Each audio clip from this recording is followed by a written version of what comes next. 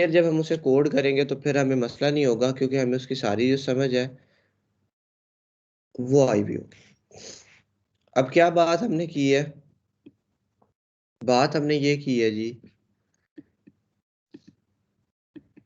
कि हमारे पास एक फाइल होती है, उस फाइल के अंदर अगर तो लाइन के अंदर आ जाए, जैसे कि मैंने कह दिया ये HTML फाइल है, अगर तो लाइन के अंदर आ जाए तो इनलाइन, अगर ऊपर हेड के टैग में चला जाए तो इंटरनल। एक्सटर्नल हमने कहा है कि अगर इस फाइल से ही बाहर निकाल दें CSS का कोड, इस पूरी फाइल में कहीं भी CSS का कोड ना हो, हम इस फाइल से बाहर निकाल दें, उसे हम क्या कहेंगे, उसे हम कहेंगे एक्सटर्नल CSS। अब उसमें क्या होगा कि हम एक नई न्यू फाइल बना लें।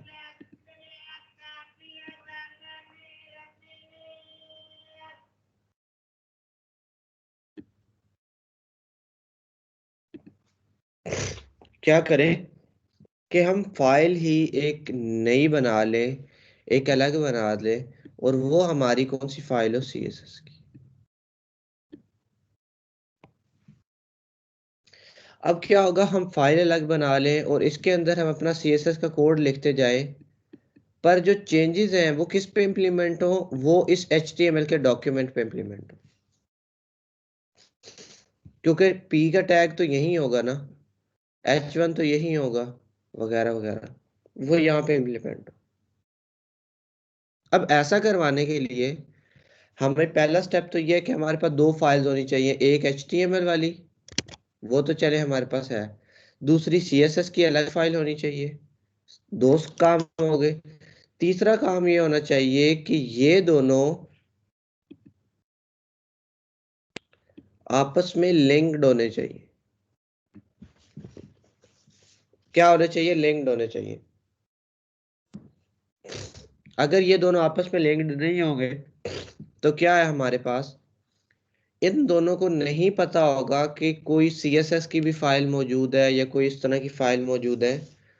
जब तक इनकी लिंकिंग नहीं होगी, ये एक दूसरे के साथ जो है कनेक्टेड नहीं होंगे, और जब तक कनेक्टेड नहीं होंगे तो आपस में कम्युनिकेशन नहीं कर सकेंगे। आपस में कम्युनिकेशन करने से क्या मुराद है कि हम CSS में कोई चीज़ें अप्लाई करें और CSS HTML की फाइल को बताए कि यहाँ पे ये चेंज करनी है, और वहाँ पे वो चेंज अप्लाई हो जाए। ठीक है, तो क्या करना है जी, सबसे पहला स्टेप के दोनों फाइल्स होनी चाहिए, दूसरा स्टेप उनकी लिंकिंग होनी चाहिए, और तीसरा स्टेप होगा कि फिर जो हम लिखेंगे उसकी चेंजेस यहाँ पे हमारे पास इम्प्लीमेंट होंगी। ठीक है, तो इसे करना कैसे है, मैं यहाँ पे आके ये चीज़ें थोड़ी सी कम कर देता हूँ,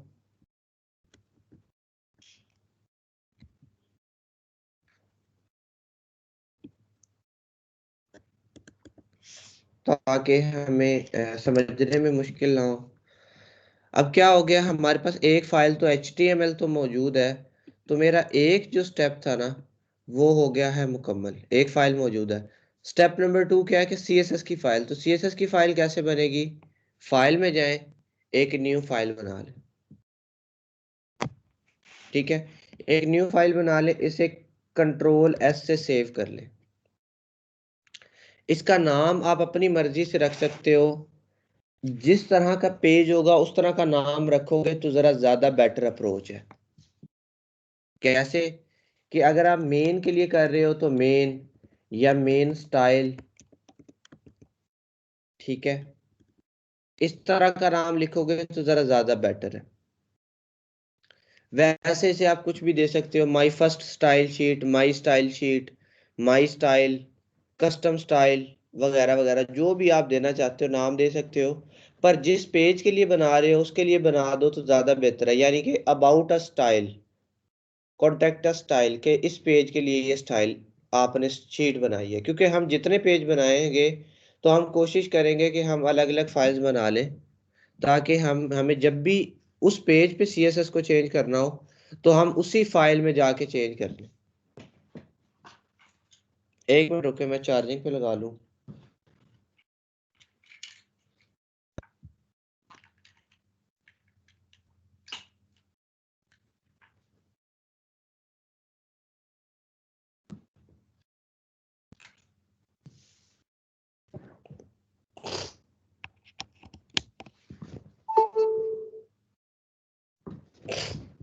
अच्छा जी,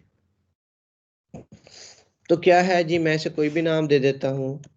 मैं लिख लेता हूँ माई स्टाइल शीट, या सिंपल इसे क्या ले,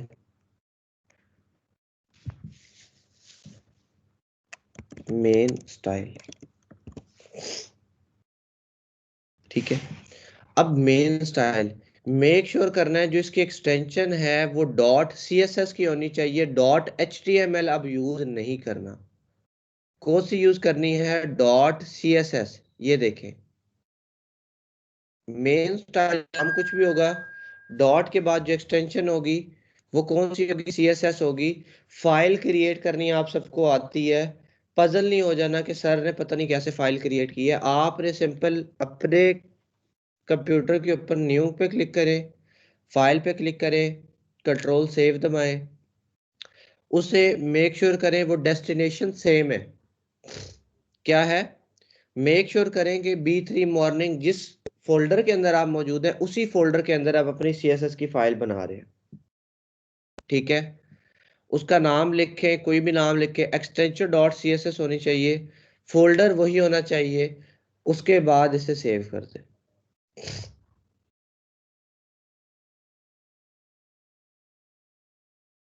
ठीक है, अब क्या हो गया, main style dot C S S के नाम से हमारे पास एक फाइल जो है वो आ चुकी है। अब मुझे बताएं कि मेरे पास फाइल्स बन गई हैं, तो क्या अब मैं यहाँ पे जो भी चेंजेस करूंगा वो CSS में जो भी लिखूंगा क्या वो चीज़ इम्प्लीमेंट हो जाएगी? नो सर, क्योंकि अभी हमने उनको लिंकिंग नहीं की सर फाइलें भी क्रिएट की HTML की। बिल्कुल, अभी तक हमने हमारे 2 स्टेप तो हो गए हैं, हमारा लिंकिंग वाला जो स्टेप है वो अभी भी रहता है। तो हमने एक बात की थी कि हमारे पास जो लिंकिंग वगैरह होती है वो भी किस टैग के अंदर जा रही होती है? लिंक कहाँ पे करेंगे इसे? सर दोनों फाइल्स को HTML के फाइल CSS को HTML से सर। सर हेड में जाकर बिल्कुल लिंक का टैग यूज करेंगे, वहां पे इसको अटैच करेंगे CSS के नाम से। बिल्कुल ठीक है कि हमने HTML की फाइल में आना है और यहाँ पे हमने क्या कर लेना है, यहाँ पे हमने लिंक कर लेना है। लिंक करने के लिए हमने कहा था हेड के टैग के अंदर मेटा डाटा, एसईओ का डाटा, लिंकिंग का सारी इंफॉर्मेशन हेड में जाती है, इस तरह वाली। तो लिंक करने के लिए हमारे पास एक टैग होता है लिंक। ये भी क्या होता है, ये भी हमारे पास एम्प्टी टैग है, सिंगल टैग होता है, एक ही बस। इसके अंदर भी जो चीज जा रही होती हैं वो क्या होती हैं, वो भी एट्रीब्यूट्स होती हैं। अब एट्रीब्यूट क्या है? सबसे पहला इसका रेफरेंस देना है, एच रेफरेंस, कि किस फाइल के साथ इसे लिंक कर रहे हैं। तो मैं इसे रेफरेंस दूंगा, अभी मैं इंडेक्स में मौजूद हूं, मैं कहूंगा main style dot C S S के साथ, main style dot C S S. Make sure करना है ना स्पेलिंग में गलती हो और ना ही एक्सटेंशन में गलती हो। क्या मेक श्योर करना है? कि ना ही स्पेलिंग में कोई मसला हो, नाम देख ले मेन MAINSTYLE डॉट CSS, बिल्कुल ठीक होना चाहिए।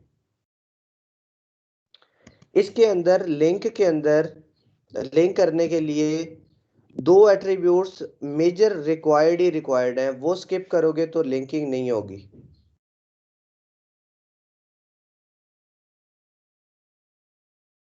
कौन कौन सी है?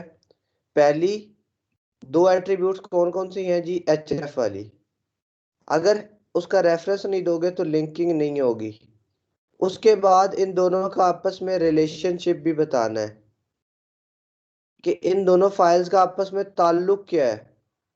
एक तीसरी एट्रीब्यूट भी होती है टाइप की, बट वो ऑप्शनल हो गई अब। क्यों? क्योंकि हमारे ब्राउजर इंटेलिजेंट हो गए। ठीक है, तो क्या हो गया, हमारे पास 2 मैंडेटरी हैं, href और इसका रिलेशनशिप, कि इन दोनों फाइल्स का आपस में क्या ताल्लुक है। तो मैं क्या लिख लूंगा यहाँ पे REL रिलेशन, रिलेशन क्या है, मैं रिलेशन में लिखूंगा कि ये स्टाइल शीट का रिलेशन है। याद रहे यहाँ पे स्टाइल शीट ही लिखना है, अगर कुछ और लिखेंगे तो सही तरह से लिंकिंग नहीं होगी।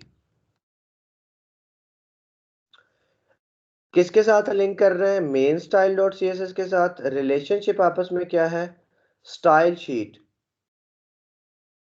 ठीक है, वो क्या चीज है, वो स्टाइल शीट है। बस यहां तक आपने सेव कर दिया, आपकी लिंकिंग का जो प्रोसेस है वो कंप्लीट हो गया। टाइप भी हम लिख सकते हैं, बट वो चीज़ अब ऑप्शनल हो गई है। अगर आप नहीं भी लिखते तो आपकी ब्राउज़र जो है वो इतना इंटेलिजेंट है कि वो चीज़ों को रिकॉग्नाइज कर सकता है और कर लेता है।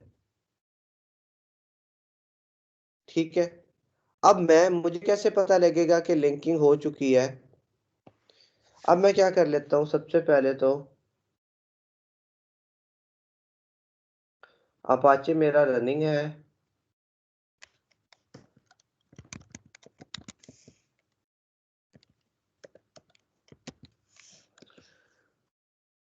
B3 मॉर्निंग है हमारी।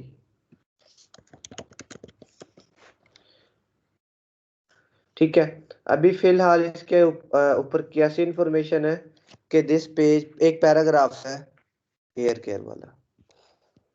मैं क्या देखता हूँ, मैं यहाँ पे आता हूँ, मैं यहाँ पे लिख लेता हूँ डॉट क्लास 1।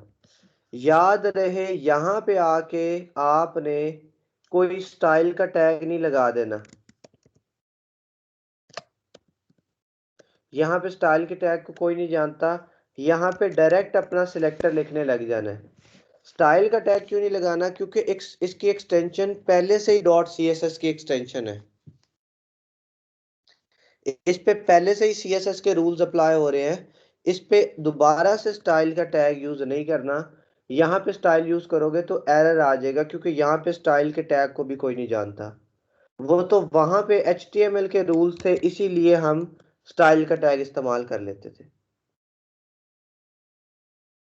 ठीक है, हमने क्या करना है, हमने यहाँ पे आके डायरेक्टली लिखने लग जाना है अपने सिलेक्टर और आगे, जैसे कल हमने बात की थी। मैं कह देता हूँ डॉट क्लास 1।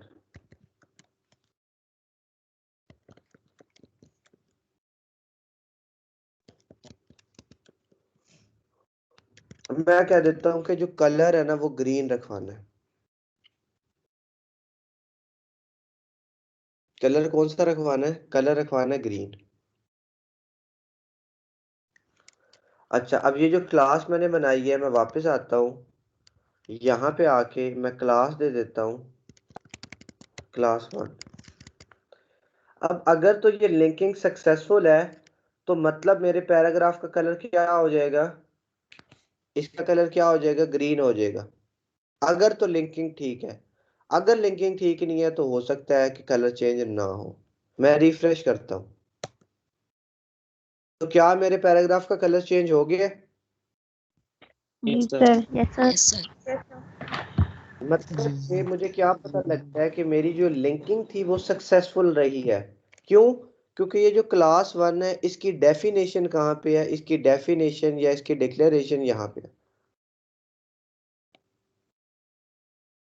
ठीक है, और ये इम्प्लीमेंट कहाँ पे हो गया, यहाँ पे। मतलब कि ये जो दोनों चीजें हैं ये क्या हो चुकी हैं, आपस में सक्सेसफुली लिंक्ड हो चुकी हैं। इस लिंक के टैग को दोबारा एक दफा देख ले, इसमें कोई गलती करेंगे तो चीजें सक्सेसफुल नहीं रहेंगी। लिंक का टैग href लगाना है, नाम लिख देना है। अगर तो ये फाइल किसी फोल्डर के अंदर है तो पहले फिर फोल्डर का नेम आपने लगा देना, पर याद रहे वो फोल्डर भी B3 मॉर्निंग के अंदर होना चाहिए अगर है तो। अदरवाइज B3 मॉर्निंग के अंदर डायरेक्ट एक फाइल भी बना सकते हैं। ठीक है, उसके बाद स्टाइल शीट, मतलब कि दोनों का आपस में ताल्लुक ठीक है। और उसके बाद अब मैंने जो भी चेंज अप्लाई की है, क्लास यहाँ पे बनाई, चेंज यहाँ पे की, तो हमारे पास इम्प्लीमेंट होगी। अब जो भी बड़े प्रोजेक्ट हमारे पास होते हैं हम एक्सटर्नल CSS का ही तरीका यूज करते हैं। उससे ये होता है कि देखिए अगर हम इंटरनल भी यूज कर रहे हैं तो इंटरनल भी काफी लेंथी हो सकता है। कि 100 लाइन चला जाए, 1000 लाइन चला जाए, बहुत लेंथी हो जाए, सिर्फ और सिर्फ CSS का कोड, तो वो भी क्या होगा, एक ही फाइल के अंदर आपके पास काफी ज्यादा कोड आ जाएगा, चीजें काफी ज्यादा मैसी हो जाएंगी। जब हम लाइव प्रोजेक्ट्स पे काम करते हैं या किसी और के लिए काम कर रहे होते हैं, तो इंटरनल में काम करके नहीं देते, एक्सटर्नल CSS यूज करते हैं और एक्सटर्नल CSS के अंदर बना देते हैं। क्यों? क्योंकि ताकि अगर हमें जब भी मसला आए, हम इधर आए, इधर आके अपनी चीज को ढूंढें कि क्लास 1 कहाँ पे है और उसमें चेंजिंग कर ले, ताकि कोड डिवाइड हो जाए और हमें चीजें ढूंढने में आसानी रहे। पहला फायदा तो इसका ये होता है एक्सटर्नल का। दूसरा फायदा क्या होता है कि जब आप एक्सटर्नल CSS यूज कर देते हो, फाइल्स बना देते हो, जब भी कोई बंदा इस फाइल को ओपन करता है, अब देखिए मैं इंस्पेक्ट में जाता हूँ, ठीक है, उसके बाद मैं सोर्सेज में जाता हूँ, सोर्सेज में मेरे पास दो फाइल्स हैं, इंडेक्स और main, main style dot CSS। अब क्या होता है कि जब मेरी वेबसाइट लाइव हो जाती है और कोई विजिटर मेरी वेबसाइट पे आता है, यानी कि आप में से कोई मेरी वेबसाइट पे आया, लोकल होस्ट B3 मॉर्निंग, मैं ये अज्यूम कर रहा हूँ कि मेरी वेबसाइट लाइव है। जब आप इसे लोड करते हो ना, एक दफ़ा, दो दफ़ा, तो ये जो मेरा मेन स्टाइल डॉट CSS है ना, ये आपके ब्राउज़र में कैशे में सेव हो जाता है। क्या हो जाता है, ये जो मेरी एक्सटर्नल CSS की फाइल है ना, ये वाली, ये आपके कैशे में स्टोर हो जाती है। उससे क्या फायदा होता है कि जब अगली दफा आप मेरा पेज लोड करते हो एक दिन के बाद, तो मेरी वेबसाइट बहुत जल्दी लोड हो जाती है। क्यों? क्योंकि आधे रिसोर्स तो आपके ब्राउजर ने पहले ही अपने पास स्टोर करवा लिए थे। अब तो बस आपकी सिर्फ इंडेक्स वाली फाइल लोड हुई है बस, और फौरन वेबसाइट ओपन हो गई। इसीलिए जब आप पहली दफा कोई वेबसाइट ओपन करते हो तो वो जरा देर लगाती है, बट अगर आप एक वेबसाइट को डेली ओपन कर रहे होते हैं तो वो फिर कंपैरेटिवली ज़्यादा जल्दी ओपन होने लग जाते हैं। क्यों? क्योंकि उसकी जो कुछ फाइल्स होती हैं वो आपका ब्राउज़र कैशे में स्टोर कर लेता है अपने पास। ठीक है, तो ये इसका एक फ़ायदा और भी होता है कि आपकी फाइल्स दूसरे के ब्राउज़र में स्टोर रहती हैं। फिर क्या होता है, जब भी वो दोबारा लोड करने लगता है तो जल्दी से आपका पेज ओपन होकर सामने आ जाता है। जबकि इंटरनल वगैरह चूंकि मेन फाइल होती है, तो मेन फाइल बार बार ओपन होती है। ठीक है, अच्छा, ये बाद में तो ये चीज़ बेनिफिशियल होती है, पर ड्यूरिंग प्रैक्टिस हम नहीं चाहते कि कैशे स्टोर हो जाए, क्योंकि अगर मैं ऐसे ही बार बार रिफ्रेश करता रहूं तो ये वाली मेन स्टाइल डॉट CSS मेरे इस ब्राउज़र में सेव हो जाएगी, और फिर मैं जाके बेशक यहाँ पे चेंजिंग कर भी दूं, यहाँ पे मैं इसे मिटा दूं, फिर भी क्या होगा, चेंज अप्लाई नहीं होगा। ये देखें, अब देखें, वो आपको वही एग्जांपल थी आपके सामने, मैंने उसे 5-7 दफा सेव किया है, कैशे स्टोर हो चुका है। देखिए मेन स्टाइल में से कुछ भी नहीं पड़ा हुआ, सेव भी कर लिया मैंने।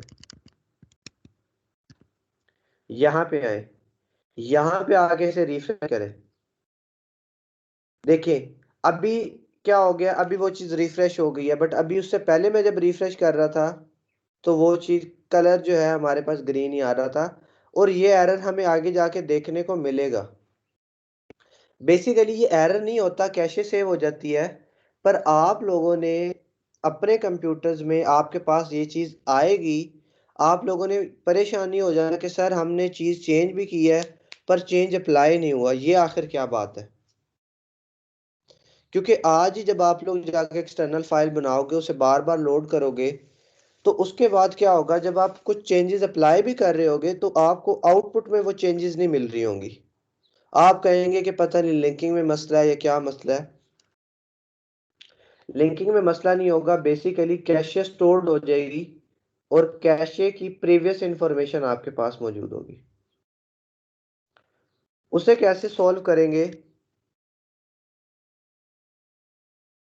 उसे सोल्व करने का तरीका है कि आपने इस पे राइट क्लिक करना है और हार्ड रीलोड कर लेना है, या ये वाला कर लेना है empty cache and hard reload. एक होता है नॉर्मल रीलोड, एक होता है हार्ड रीलोड, और एक होता है एम्प्टी कैशे वगैरह भी, एम्प्टी भी हो जाए और हार्ड रीलोड हो जाए। आप लोगों ने हार्ड रीलोड कर लेना है। उससे क्या होगा कि आपकी कैशे वगैरह फाइल खत्म हो जाएगी, वो दोबारा से फाइल को रन करेगा और आउटपुट बिल्कुल ठीक आ जाएगी आपके। क्या करना है, इस पे राइट क्लिक कीजिएगा, normal reload, hard reload, empty cache and hard reload, ये कर लें आप। Empty cache and hard reload या हार्ड कर लें, दोनों से ठीक वर्क करने लग जाएगा।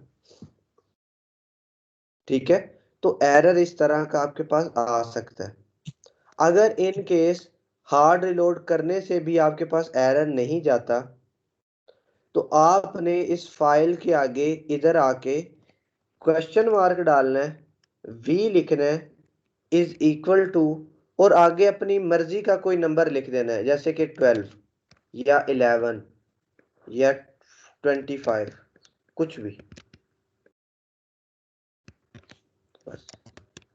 फिर इसे फाइल को एक दफा सिंपल फिर बेशक रिलोड कर लें, फिर भी आपके पास चीजें चलने लग जाएंगी। इससे क्या मकसद है, ये मैंने क्यों लिखा है, इससे बेसिकली हम अपने ब्राउजर को चकमा दे रहे होते हैं। चकमा कैसे दे रहे होते हैं, हम उसे ट्रिक कर रहे होते हैं कि अब इस फाइल का नया वर्जन आ गया, क्योंकि हमारे पास चीजें अपडेट होती रहती है ना।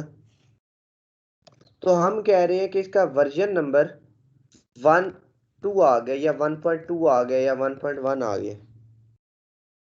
हालांकि वर्जन हमने डाला कुछ नहीं होता, हमने बस यहाँ पे कुछ चेंजेस करी होती हैं।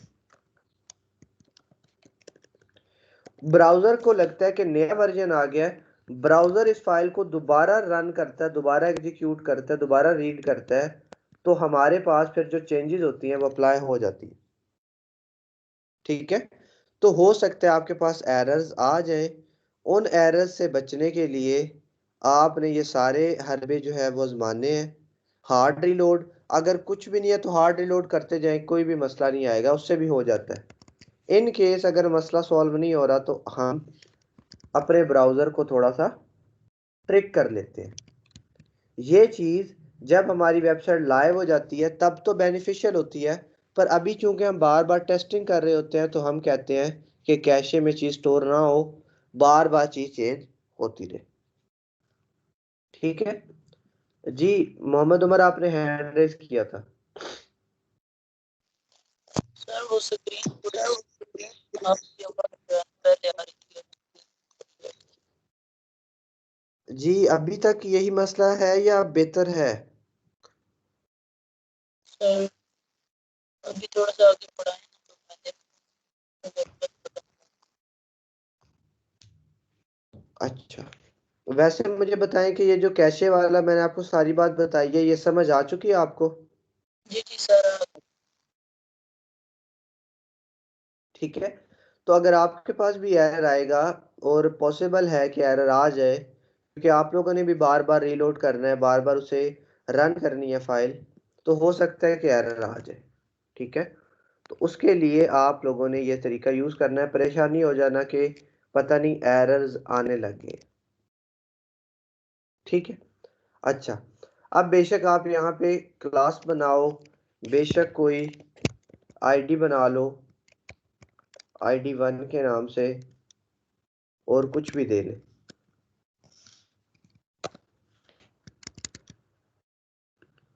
ठीक है, अब यहाँ पे मैं क्या कर लेता हूँ, मैं एक आईडी दे देता हूँ कि चीज़ें सही तरह चल रही हैं कि नहीं। तो चीज़ें ठीक है, लिंकिंग सक्सेसफुल है, चेंजेस अप्लाई हो रहे हैं, मतलब कि सारी बात ठीक हो गई है।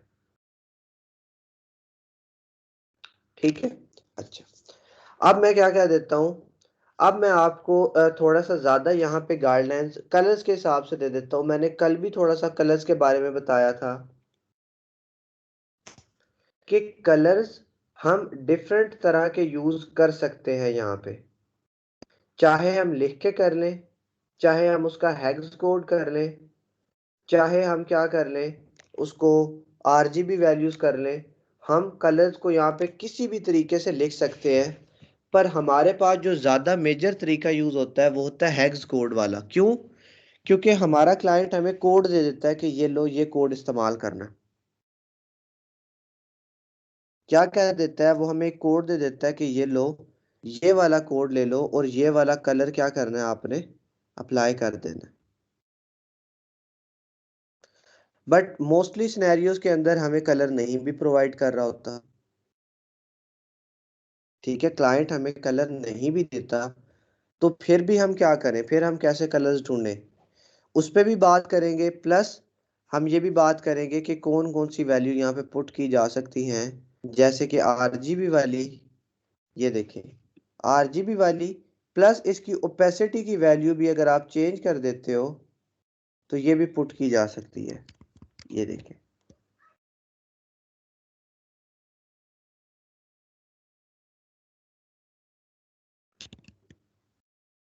सर ये आपने राइट क्लिक किया है, ये कैसे आया? बताता हूँ जी। अच्छा जी, अच्छा गलती हम ये कर रहे हैं कि चेंजेस क्लास में कर रहे हैं और क्लास अप्लाई नहीं की, तो क्लास यहाँ पे देनी ज़रूरी है।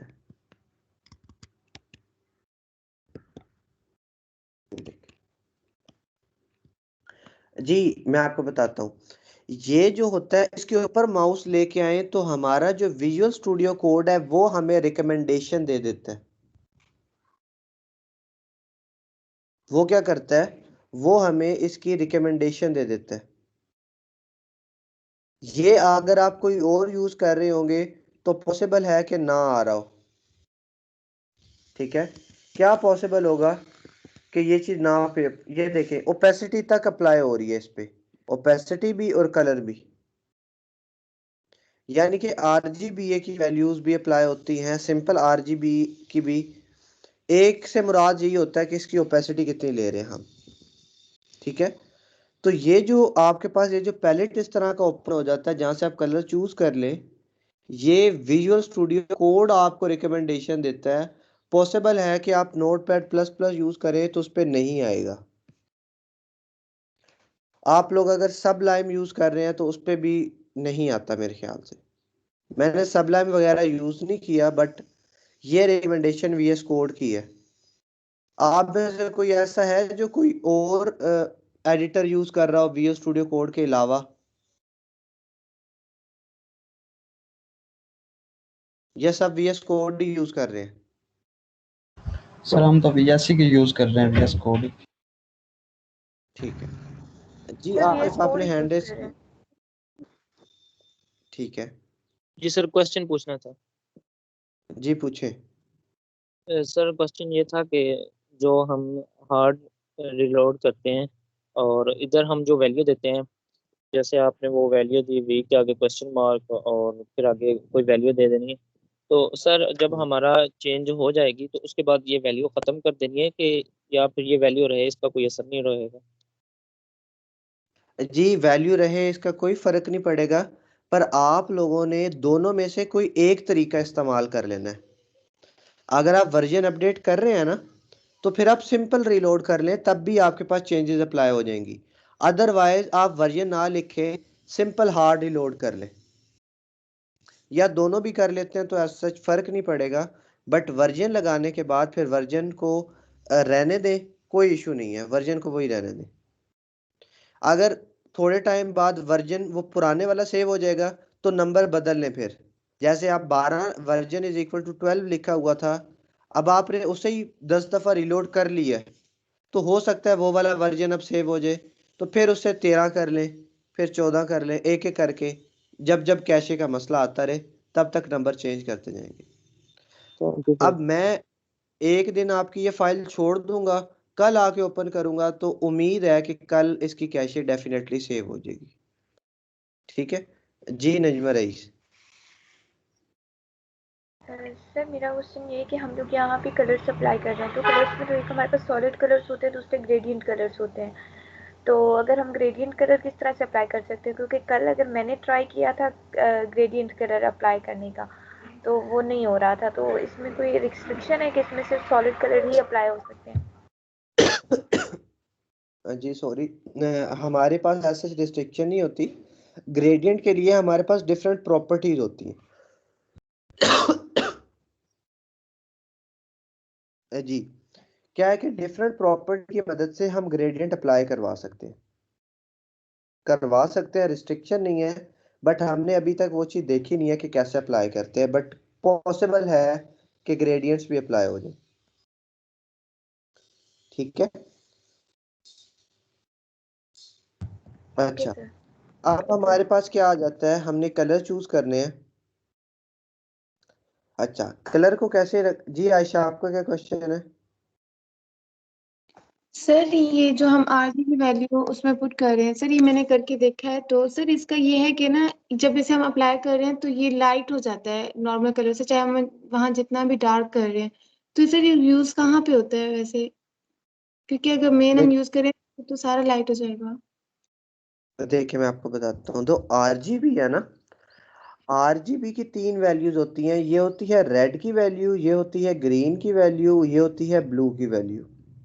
ये जो लास्ट पे एक वैल्यू अलग से है ना, फोर्थ वन, ये इसको बता रही होती है कि इसके क्या चीज आनी है, इसकी लाइट या डार्कनेस। ये वैल्यू होती है आई गेस अल्फा की वैल्यू। ठीक है, ये इसकी ओपेसिटी बताती है। अगर आप 3 वैल्यूज लिखेंगे तो फिर जो वैल्यू आप चूज करते हैं वैसे ही रहेगी, फिर इसकी ओपेसिटी कम नहीं होगी। देखें यहाँ पे अभी इसकी ओपेसिटी कम थी। मैं इसे दोबारा जाता हूँ, एक दफा सेव करते हैं।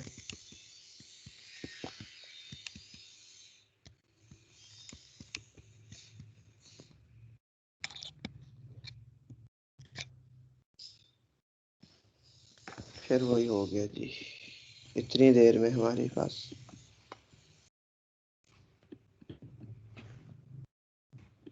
हार्ड रिलोड की कमांड, सर इसको इस तरह भी तो चेंज किया जा सकता है, वो आप उस पे होवर करें और होवर करने के बाद वो जो पैलेट खुलता है उससे आप इसकी ओपेसिटी को इंक्रीज कर दें, मतलब जी खत्म कर दें उसका इसकी। बिल्कुल किया जा सकता है। ठीक है, वो उनका क्वेश्चन ये है कि ओपेसिटी RGBA से कम ही आती है, तो फिर हम यूज करते हैं तो फिर ओपेसिटी कम हो जाती है। बिल्कुल किया जा सकता है। यहाँ से आके हम इसे ड्रैग करेंगे तो ओपेसिटी कम होगी, ऊपर लेके आएंगे तो पूरी ओपेसिटी है। अब देखिए जैसे ही मैं करूंगा ना, यहाँ पे फोर्थ वैल्यू ऑटोमेटिकली ऐड होती रहेगी। ये देखिए, ये देखिए फोर्थ वैल्यू ऑटोमेटिकली ऐड हो गई। तो फोर्थ वैल्यू अल्फा की होती है। अब मुझे एग्जैक्टली एक ही प्रोनाउंसिएशन अल्फा ही होती है, मैं इसे रिकन्फर्म कर लेता हूँ।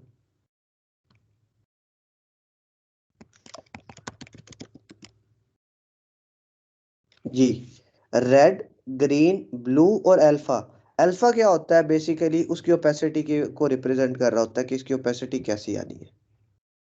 ठीक है, तो आप अगर इसे तीनों को यूज करेंगे तो ओपेसिटी का इशू नहीं बनेगा, 100% रहेगा।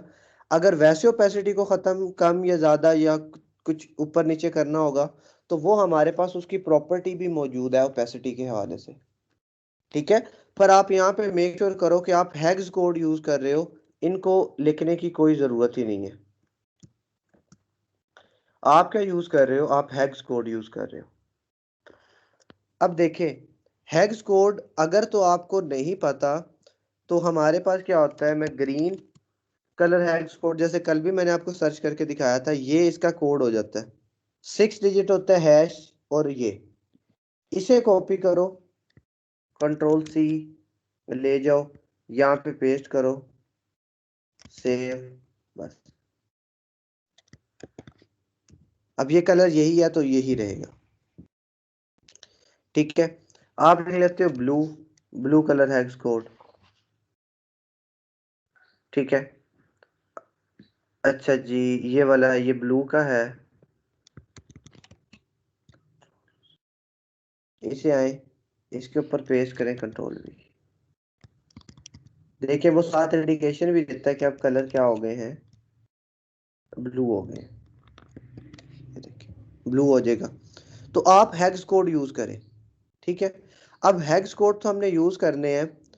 अब देखिए, अगर तो क्लाइंट आपको रिक्वायरमेंट दे देता है कि इस सेक्शन की या हेडिंग्स वगैरह की कलर ये यूज करना है तो ठीक है, पर अगर आपको वो क्या देता है कि वो आपको रिक्वायरमेंट नहीं देता और कहता है कि कुछ अपने हिसाब से अच्छे कलर चूज करो, तो कलर सिलेक्शन करने के लिए भी थोड़ी सी हमने तमीज जो है ना वो रखनी है कलर को सिलेक्ट करते हुए, क्योंकि हम लोग गलती ये करते हैं कि हमें कलर चूज करने की तमीज नहीं होती। एक कलर डार्क, दूसरा भी डार्क, तीसरा भी डार्क, डार्क डार्क सारे कलर ले लेते हैं। ये क्या होते हैं, अजीब खट्टे मीठे से कलर जो है वो लेके और हम वेबसाइट जो है तैयार कर लेते हैं। कलर्स का बहुत बड़ा रोल होता है, चाहे ग्राफिक डिजाइनिंग हो चाहे वेब डेवलपमेंट हो। कलर्स कैसे चूज किए जाते हैं? कलर चूज करने के लिए गूगल पे आए, आप लिख लें वेबसाइट कलर स्कीम, सारा कुछ गूगल से सर्च करना है, गूगल से दोस्ती लगानी है। देखें best colour scheme example 50 colour scheme, ये वो इतनी ज्यादा हमारे पास आ जाएंगी। ठीक है, इस इतनी ज्यादा क्या हो जाएगी हमारे पास, ये चीजें जो है वो आ जाएंगी। मैं एक ये वेबसाइट ओपन कर लेता हूँ और इसके साथ एक और बहुत फेमस वेबसाइट है, ये coolers.co, COOLORS.co। ये हमें क्या करते हैं, ये हमें कलर स्कीम बना के देते हैं। coolers.co, कलर की जरूरत पड़ेगी तो इन वेबसाइट्स पे आके हमने क्या करना है, कलर स्कीम ढूंढने लग जाना है।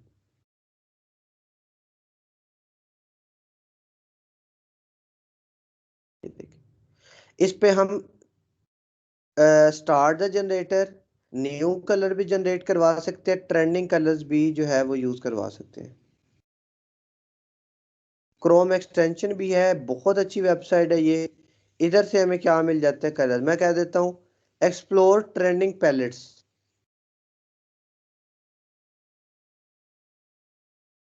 ये देखिए, ये पैलेट्स जो है ये ट्रेंडिंग पे हैं। अब आप इनमें से कोई एक पैलेट चूज कर लो और उसी के कलर फिर यूज करो। जैसे कि मैं ये वाला यूज कर लेता हूँ सपोज,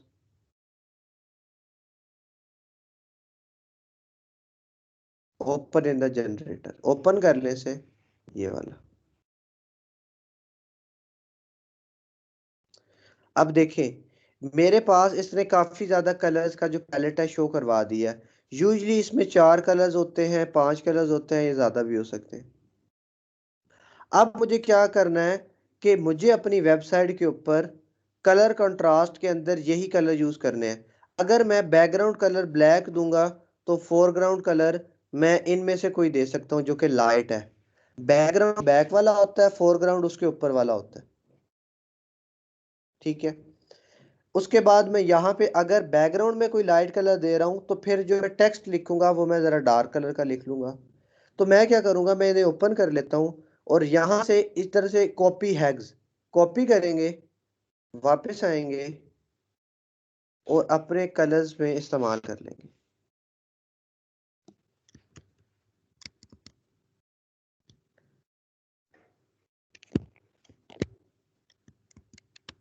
याद रहे हैश इंपॉर्टेंट है, हैश नहीं लगाएंगे।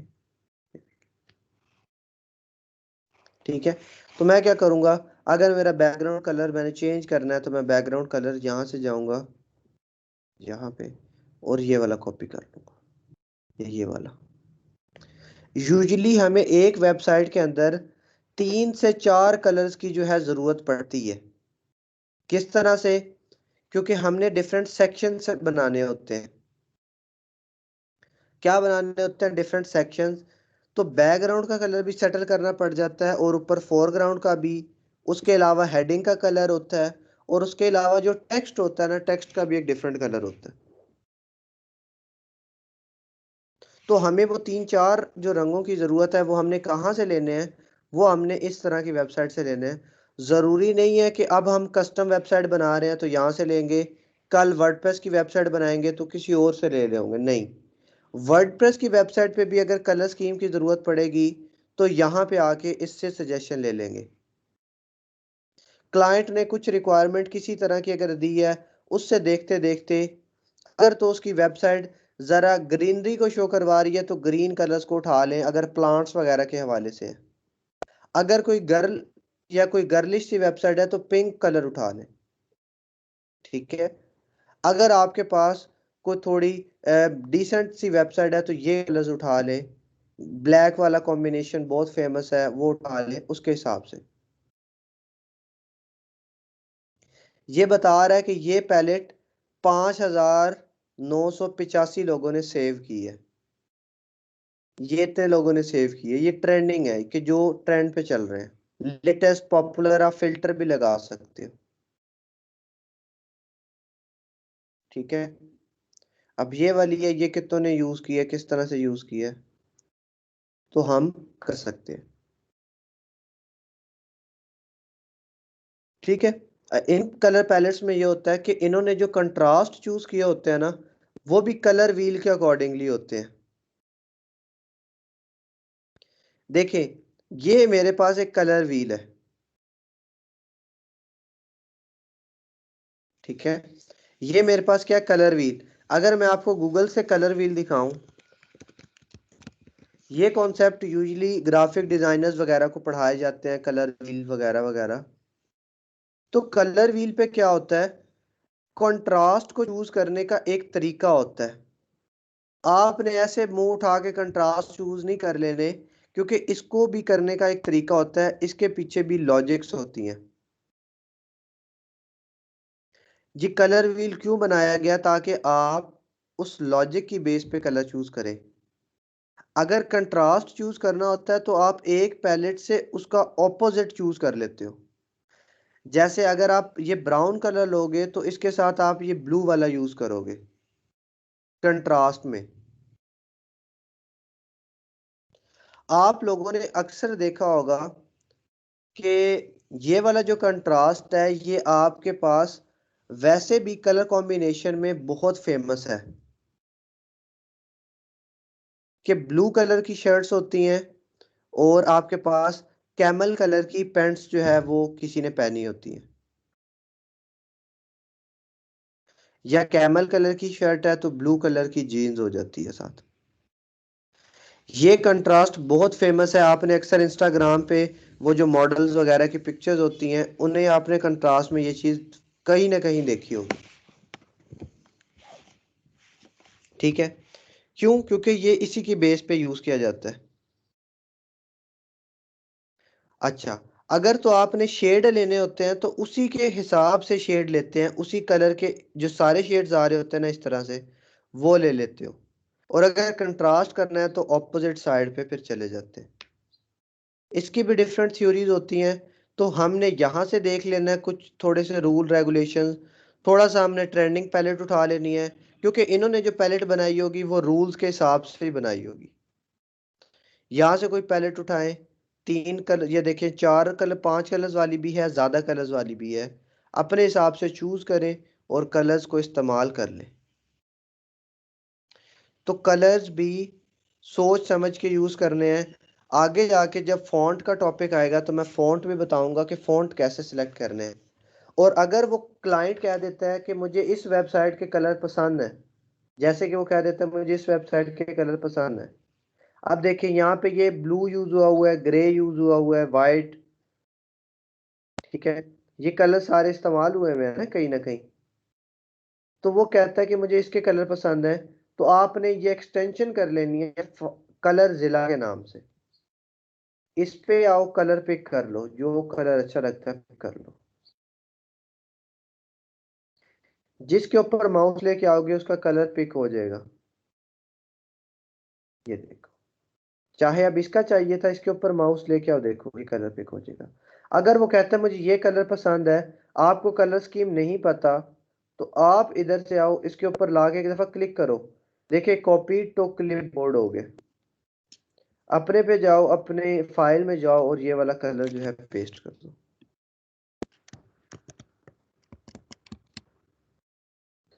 अब मेरी भी वेबसाइट में वही वाला कूलर्स का ये जो यहाँ वाला कलर है ये आ गया। बस फर्क ये है कि ये थोड़ा लाइट है और ये जो इसका फॉन्ट है थोड़ा बोल्ड है, इसीलिए थोड़ा ज्यादा ब्लू लग रहा है, पर कलर दोनों सेम है। ठीक है, इस तरह से क्या कर लेना है हम लोगों ने, कलर्स वगैरह को चूज करवाना है।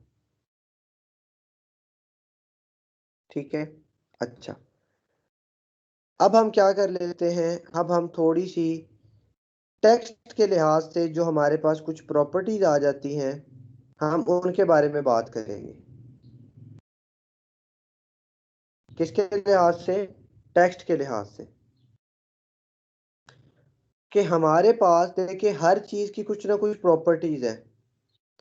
टेक्स्ट की हो गई, फॉन्ट की हो गई, बैकग्राउंड की हो गई, बॉर्डर की हो गई, मार्जिन की हो गई, पैडिंग की हो गई, हर किसी की कुछ ना कुछ प्रॉपर्टीज है। जैसे कल मैंने आपको बैकग्राउंड की सर्च करने को कहा था, किस किसने बैकग्राउंड की प्रॉपर्टी सर्च की थी?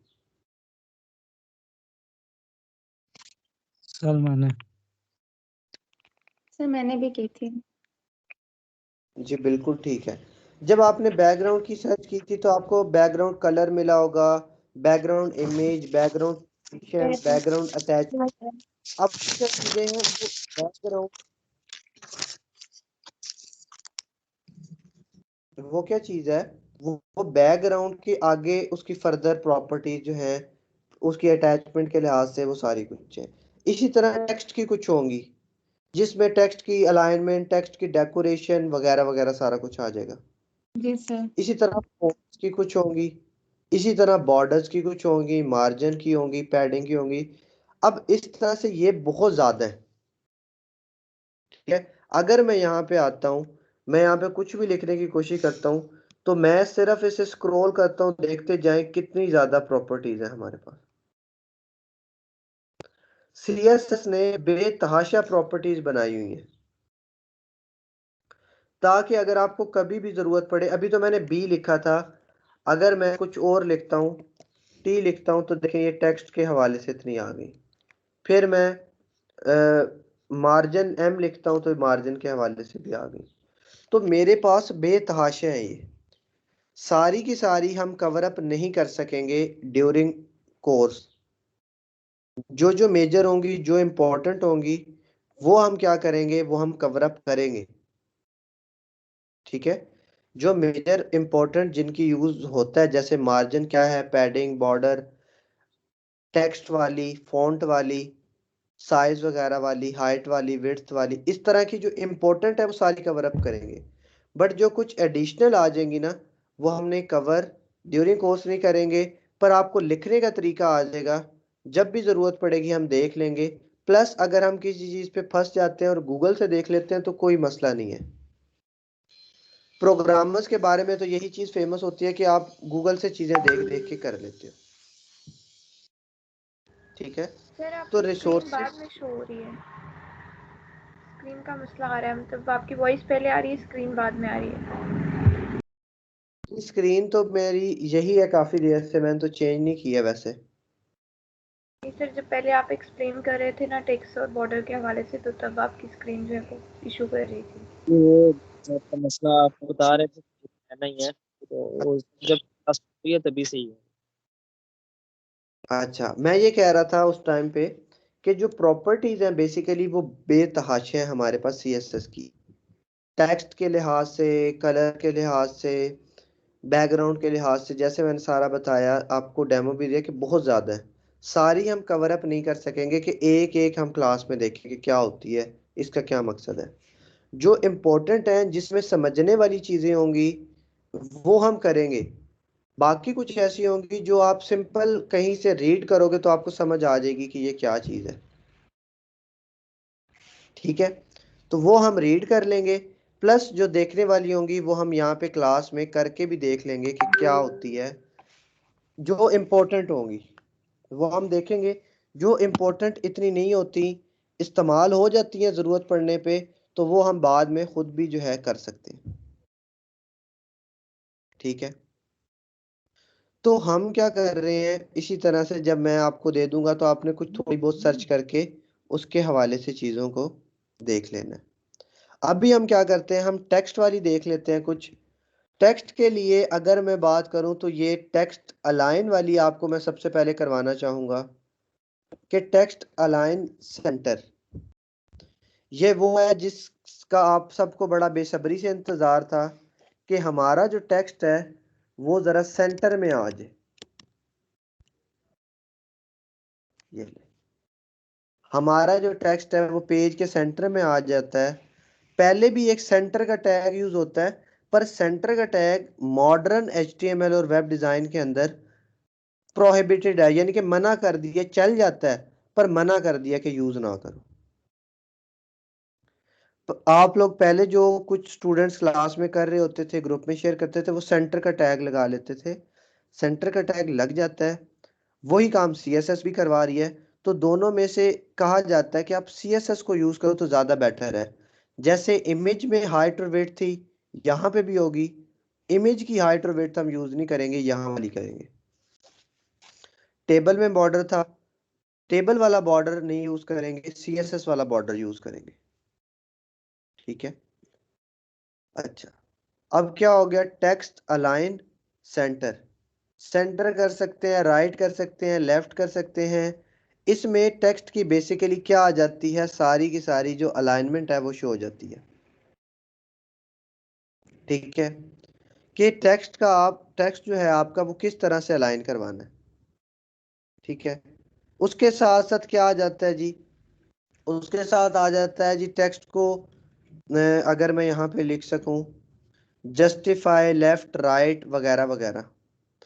तो ये जस्टिफाई का मतलब ये होता है कि आपके पास टेक्स्ट पूरा स्ट्रेच होके आ जाएगा जितने एरिया पे वो होता है। जैसे कि अगर मैं यहाँ पे जस्टिफाई लिखूं तो यहाँ पे एज सच हमें चेंज नहीं मौजूद एज सच फील हुआ, बट अगर आप इसे किसी डिव के अंदर बंद करोगे ना, अभी हमने डिव का कॉन्सेप्ट नहीं देखा, किसी सेक्शन के अंदर बंद करोगे तो ये उस पूरे एरिया को कवर करने की क्या करेगी, कोशिश। हम इसे राइट और लेफ्ट जो है वो भी करवा सकते हैं। राइट करवा दिया, लेफ्ट करवा दिया, या सेंटर करवा दिया।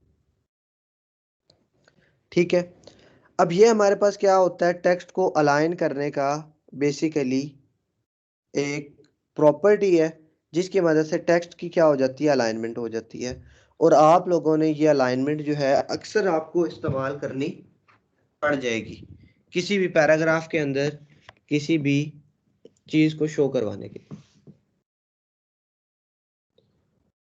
ठीक है, अभी चूंकि हमारे पास जो रेफरेंस है उसकी कंप्लीट बॉडी है, तो ये उस बॉडी के लिहाज से खुद को सेंटर और सारा कुछ कर रहा है। अगर हम इसे थोड़े से एरिया में बात कर देंगे, क्योंकि अभी हमारे पास एक टैग होता है डिव का टैग, डिवीजन का टैग कहते हैं, उसकी एक्सप्लेनेशन हमने अभी नहीं पढ़ी। उसकी मदद से हम क्या कर रहे होते हैं, अपने पेज को डिवाइड कर रहे होते हैं। क्या कर रहे होते हैं, अपने पेज को डिफरेंट सेक्शन में डिवाइड करेंगे, क्योंकि डिवीजन का टैग है। जब हम वो पढ़ेंगे तो फिर हम देखेंगे कि हम एक पूरे पेज को कैसे तकसीम करते हैं। अभी हम रैंडम चीजें बस बना रहे हैं। ठीक है। अच्छा, टेक्स्ट की एक तो अलाइनमेंट है, उसके बाद आ जाता है टेक्स्ट को डेकोरेट करना, टेक्स्ट डेकोरेशन।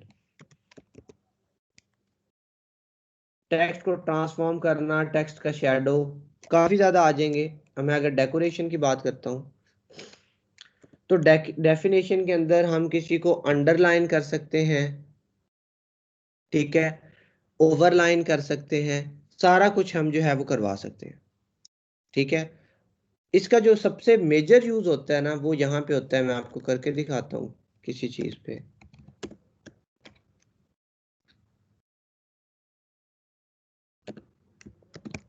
कि हमारे पास ए का टैग है,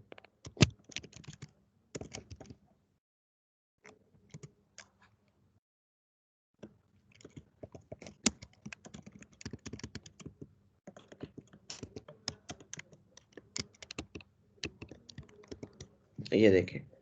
अब इसके नीचे डिफॉल्ट एक अंडरलाइन जो है वो मौजूद होती है।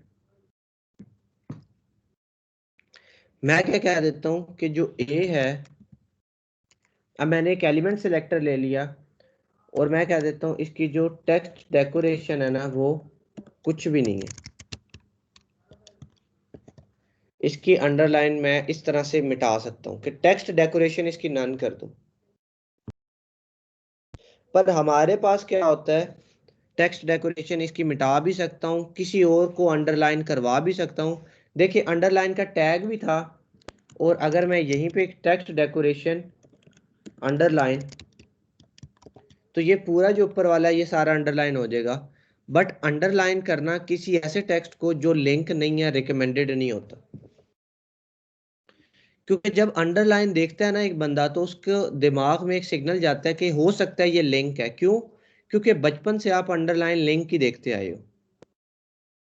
बचपन से वेब पेजेस के ऊपर अंडरलाइन जो चीज देखी है वो लिंक ही देखा है।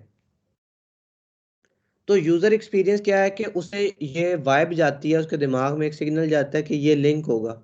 पर जब वो क्लिक करता है और वो लिंक नहीं होता, तो वो बैड यूजर एक्सपीरियंस है। ठीक है। अक्सर जगह पे ये होता है कि जब माउस ऊपर आता है तब अंडरलाइन आ जाती है, माउस ऊपर आता है तब अंडरलाइन आ जाती है। वो भी एक इफेक्ट होता है, वो भी हमने आगे जाके पढ़ना है कि माउस ऊपर जाए तो तब कैसा इफेक्ट होना चाहिए। वो भी सीएसएस के अंदर ही होता है, बट आज का हमारा टॉपिक नहीं है। हम आगे चल के वो चीज जो है क्या करेंगे देखेंगे। ठीक है। अच्छा जी। उसके साथ साथ अगर मैं कहूँ कि टेक्स्ट डेकोरेशन मैंने नन कर दिया है, इसी तरह से ये आगे सर भी कहीं ना कहीं इस्तेमाल हो जाएगा, बट मेजरली हम इसे लिंक वगैरह के लिए इस्तेमाल कर लेते हैं। सर टेक्स्ट अच्छा ओवर नेम। जी।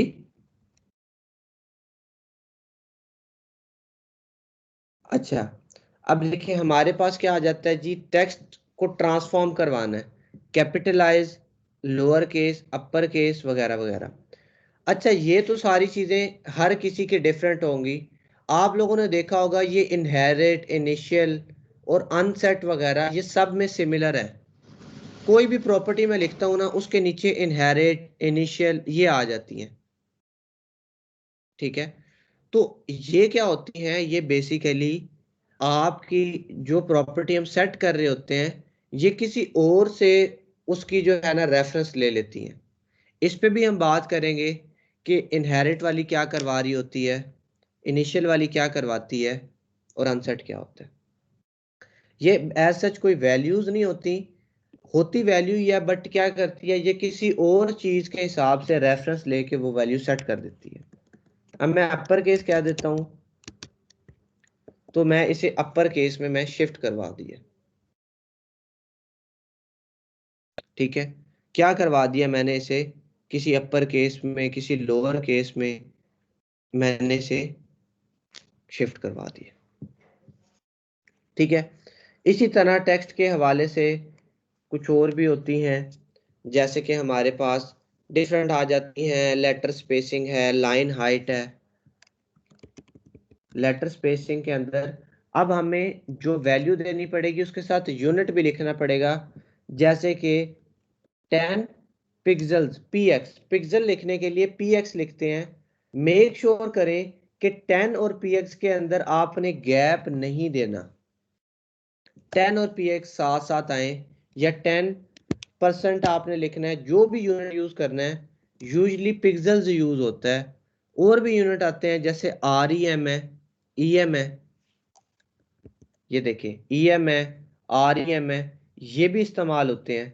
VH, व्यू हाइट वगैरह, पीसेस वगैरह ये भी यूज होते हैं, बट हम पिक्सल्स को यूज कर लेते हैं। ठीक है। मार्जिन वगैरह के लिए, बॉर्डर वगैरह के लिए, स्पेसिंग वगैरह के लिए हम किसे यूज कर लेंगे, पिक्सल्स को यूज कर लेंगे। ठीक है। उससे क्या होगा कि पिक्सल्स एक छोटा यूनिट होता है, बिल्कुल छोटी सी वैल्यू लेता है। 1 पिक्सल लोगे तो छोटा सा होगा, 2 लोगे तो उससे बड़ा, 3 उससे बड़ा, इस तरह से हमारे पास क्या हो जाता है, चीजें आती रहती है।